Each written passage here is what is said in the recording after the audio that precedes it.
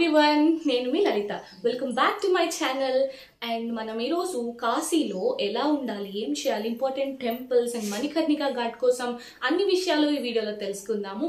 So అన్నిటికన్నా ముందు మన ఛానల్ని మీరు సబ్స్క్రైబ్ చేయకపోతే ప్లీజ్ లైక్ చేయండి, షేర్ చేయండి, కమెంట్ చేయండి, అలానే సబ్స్క్రైబ్ కూడా చేయండి. Thank you. ప్రతి ఒక్కరికి వారి లైఫ్లో ఒక్కసారైనా కాశీకి వెళ్ళాలి, ఆ కాశీ విశ్వేశ్వరుని దర్శించాలి అని కోరుకుంటారు కదా. హిందూస్కి కాశీ అంటే చాలా ఇంపార్టెంట్ పిలిగ్రిమ్ ప్లేస్. నేను ఈ వీడియో చేసి మీ అందరికీ ఎంతో కొంత కాశీని చూపించడం నాకు చాలా హ్యాపీగా ఉంది అండ్ ఐఎమ్ సో గ్లాడ్. నేను మీకు ఈ వీడియోలో కాశీలో ఉన్న కొన్ని ఇంపార్టెంట్ టెంపుల్స్ కంపల్సరీగా దర్శనం చేసుకోవాలి అని ఉన్న టెంపుల్స్ నేను మీకు చెప్తాను.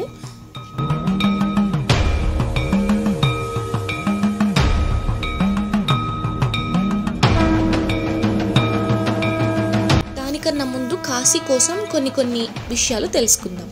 కాశీని కర్మభూమి అని కూడా అంటారు. ఎందుకంటే ఇక్కడ పిండ ప్రదానాలు, అస్థి నిమజ్జనం, దాంతోపాటు కాశీలో చనిపోతే ముక్తి లభిస్తుంది అని చాలామంది వాళ్ళ లాస్ట్ డేస్లో ఇక్కడికి వచ్చి గడుపుతారు. It's an very ancient city, చాలా పురాతనమైన సిటీ. కాశీలో మనం ఏ ఇంటి ముందు కూడా కల్లాపు జల్లి ముగ్గు పెట్టడం లాంటివి చూడం. ఎందుకంటే నేను ఇందాక చెప్పాను కదా, ఇది కర్మభూమి కాబట్టి ఇక్కడ కల్లాపు జల్లడము, ముగ్గు పెట్టడము లాంటివి ఏ పనులు చేయరు.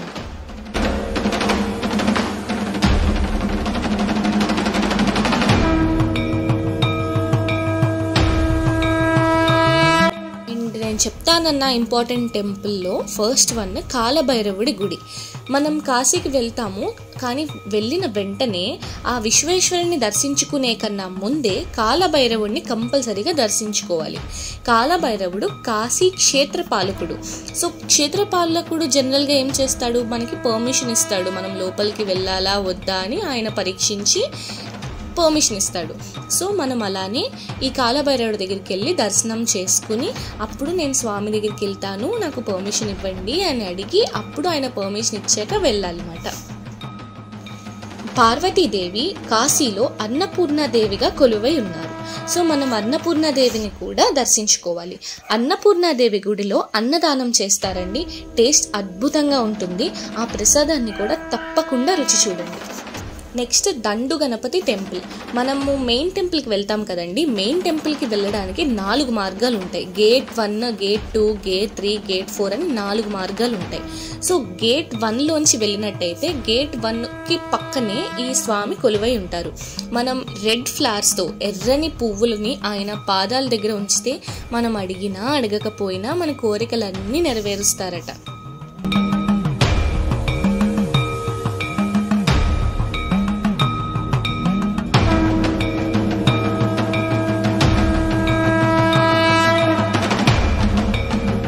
మనం చూస్తుంది main temple.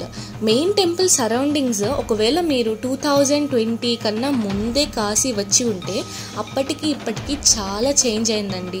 I'm not even kidding, అసలు సంబంధమే లేదు.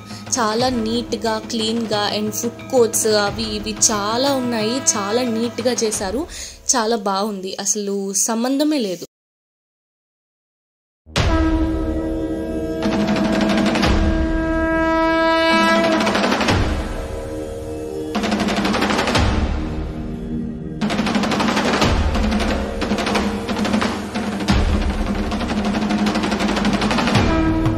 ఇప్పుడు ఆ ఏదైతే వే ఉందో అందులోంచి బయటకు వస్తే మనకి పక్కనే మణికర్ణికా ఘాట్ ఉంటుంది.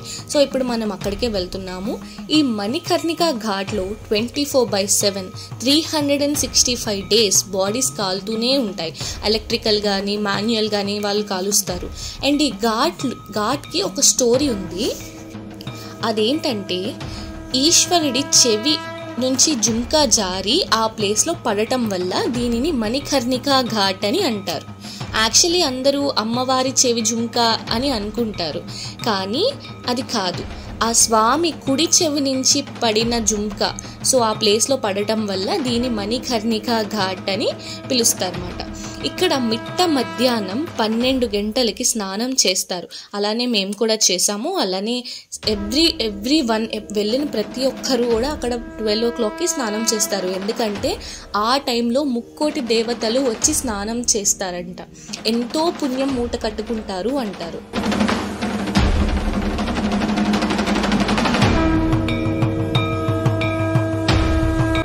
ఒక్కసారి జనం చూసారా, ఎంతమంది ఉన్నారు. వీళ్ళందరూ కూడా గంగా హారతి కోసం వెయిట్ చేస్తున్నారు. గంగా హారతి ఈవినింగ్ 6 to 7 మధ్యలో స్టార్ట్ అవుతుంది. సో మేము గంగా హారతి ఇంకా స్టార్ట్ అవ్వడానికి టైం ఉంది కాబట్టి ఇంకా ఒకసారి బోట్లో మొత్తం ఘాట్స్ అన్నీ చూసుకుని వచ్చేద్దామని చెప్పేసి వెళ్ళాము. గంగా హారతి డీటెయిల్డ్ వీడియో నేను మొత్తం షార్ట్ చేశాను. ఆ లింక్ డిస్క్రిప్షన్లో ఇస్తున్నాను. ఒకవేళ మీకు గంగా హారతి కోసం డీటెయిల్స్ కావాలనుకుంటే ఆ షార్ట్లో చూడండి.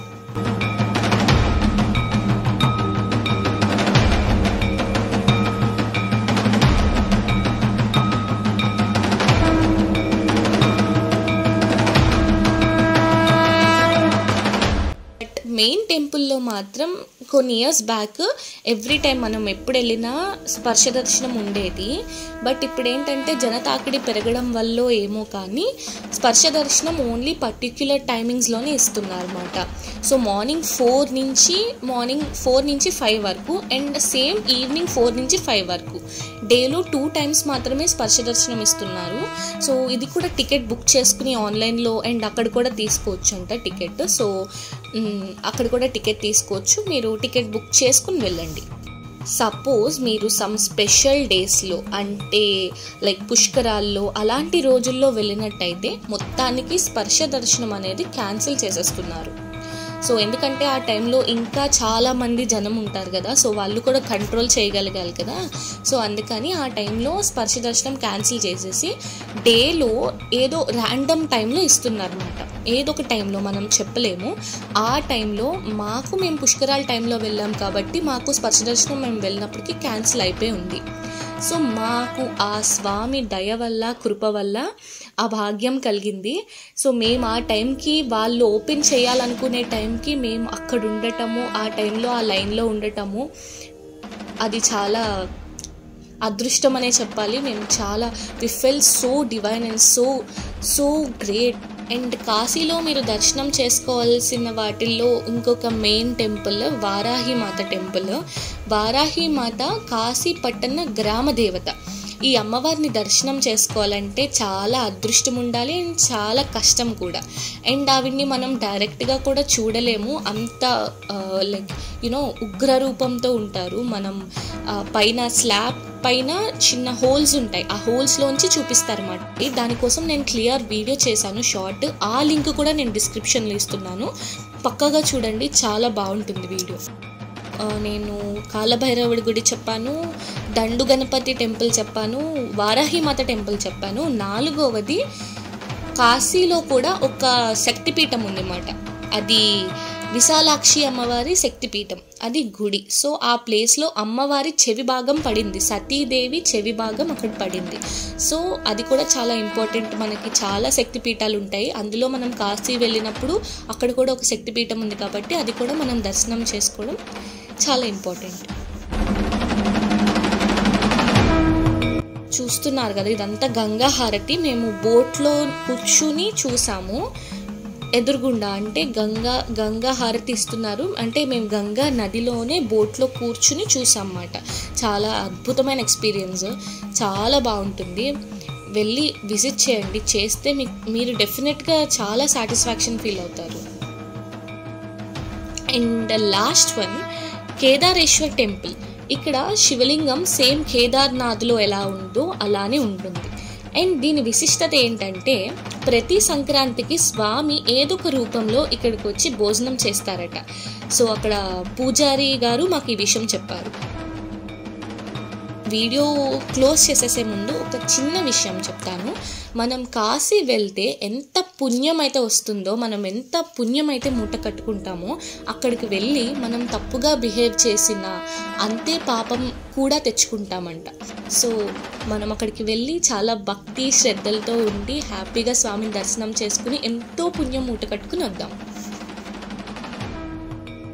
మీకు ఈ వీడియో కనుక నచ్చితే ప్లీజ్ మన ఛానల్ని సబ్స్క్రైబ్ చేయండి అండ్ అలానే లైక్ కూడా చేయండి, మీ ఫ్రెండ్స్కి షేర్ చేయండి అండ్ ఇంకా ఏమన్నా నాతో చెప్పాలనుకుంటే కమెంట్ బాక్స్లో కమెంట్ చేయండి. That's all for today guys. మళ్ళీ నెక్స్ట్ వీడియోలో కలుద్దాం. ఓం నమః శివాయ.